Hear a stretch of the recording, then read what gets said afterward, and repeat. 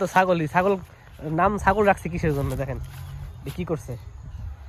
এটা ওদের পেঁচায় রেখে এখন ব্যয় ব্যয় ব্যয় ব্যয় করতেছে। ওটা দা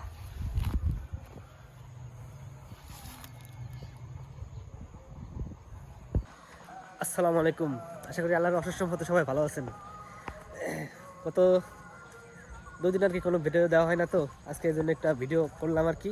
যাই হোক, কাজের অনেক চাপ বেশি, সব কাজেরই চাপ অনেক বেশি বাইরে গেছে, তো এই জন্য আর কি ভিডিও ওইভাবে সুযোগও হয় না করার মতো। আর আমারও ক্যামেরাম্যান হলো বাড়িতে নাই, এটা হলো সব থেকে বড় সমস্যা।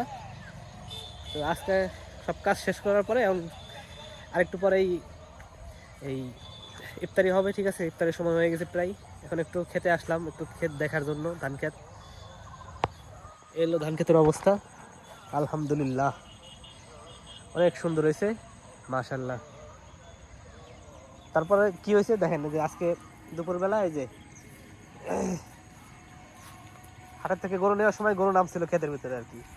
রাস্তাতে নেওয়ার সময় গরু একটা দিক দিয়ে দৌড় পাড়ে এসে এই জায়গায় ক্ষেতের ভিতরে নামছে, কি করছে ব্যাঙ্গে নষ্ট করে দিছে। কেমনটা লাগে, এত কষ্ট এত পরিশ্রম, তারপর যদি এরকম একটা নষ্ট করে ফেলা দেয় কেমনটা লাগে। ওখান মেজাজ এমন গরম হয়েছে, এখন অবলা প্রাণী, কিছু বলতেও পারি না,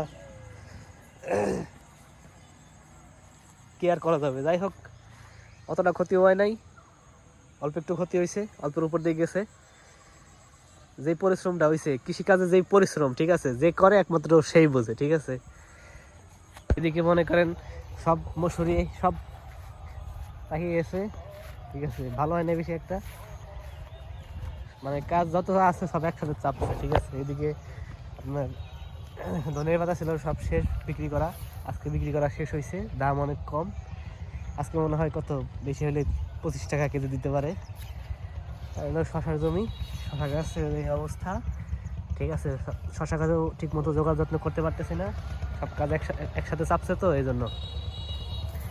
যাই হোক, নিরানো শেষ হয়েছে, এখন কালকে এই গোড়ায় কিছু সার দেওয়া লাগবে, তারপরে একটু পানি দেওয়া লাগবে, একটু ওষুধ দেওয়া লাগবে, তারপরে হলো আপনার জাংলা দেওয়া লাগবে, তাই হলো সব কাজ শেষ হবে, ঠিক আছে।